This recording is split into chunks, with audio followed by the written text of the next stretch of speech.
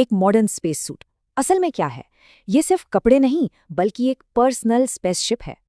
तो इंजीनियरिंग की दुनिया में इसे एक छोटा इंसानी शक्ल का स्पेसशिप ही माना जाता है।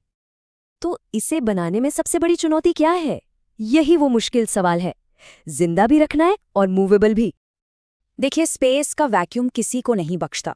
ऑक्सीजन की कमी और शरीर के तरल पदार्थों का उबलना तुरंत। तो यही है प्रेशर का पैराडॉक्स। आईएसएस कैबिन का प्रेशर अलग, सूट का बिल्कुल अलग, और यहीं से मुश्किल शुरू होती है। क्योंकि ज्यादा प्रेशर सूट को गुब्बारे जैसा सख्त बना देता है। इसमें हिलना डुलना तो नामुमकिन है। तो इसका हल निकाला गया 4.3 psi का कम प्रेशर। ये लगभग 30,000 फीट की ऊंचाई जितना है। लेकिन इस कम प्रेशर से एक और जानलेवा खतरा पैदा होता है, डीकम्प्रेशन सिकनेस यानी द बेंड्स। इसका उपाय है प्री ब्रीथ प्रोटोकॉल। इसमें एस्ट्रोनॉट्स घंटों तक सिर्फ ऑक्सीजन लेते हैं। ठीक है, प्रेशर प्रॉब्लम तो सॉल्व हो गई, पर अब सवाल था कि इस प्रेशराइज्ड सूट को मोड़ा कैसे जाए। इसका जवाब मिला कांस्टेंट वॉल्यूम जॉइंट्स में। ये जोड़ सूट का वॉल्यूम बदले बिना ही मुड़ जाते हैं। इसके लिए कॉन्वोल्यूट्स, गोर्स और सीलबंद बेरिंग्स जैसी चीजों का इस्तेमाल होता है। सब मिलकर काम करते हैं। इससे एस्ट्रोनॉट प्रेशर से नहीं, सिर्फ कपड़े के फ्रिक्शन से लड़ता है। ये कमाल की इंजीनियरिंग है। अब सूट को एक पर्सनल एटमॉस्फेयर भी तो बनाना है। ऑक्सीजन देना, CO2 हटाना, टेम्परेचर कंट्रोल करना। पहले CO2 हटाने के लिए डिस्पोजेबल कनस्तर इस्तेमाल होते थे।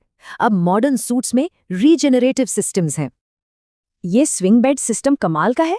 एक तरफ से CO2 सोखता है, दूसरी तरफ से बाहर फेंकता है। और फिर है टेम्परेचर की चुनौती। धूप में +120 डिग्री सेल्सियस तो छांव में -150 डिग्री तक।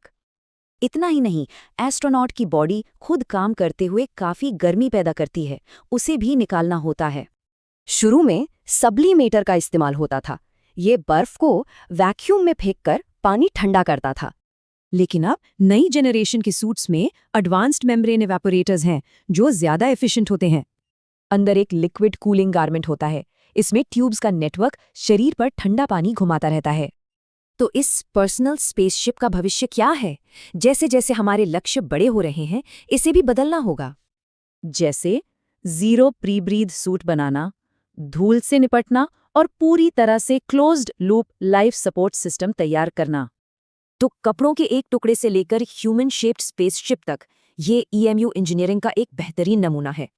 ये पर्सनल स्पेसशिप ही इंसानी खोज के नए रास्ते खोलेंगे। सवाल बस ये है कि आगे हम कहाँ तक जाएंगे।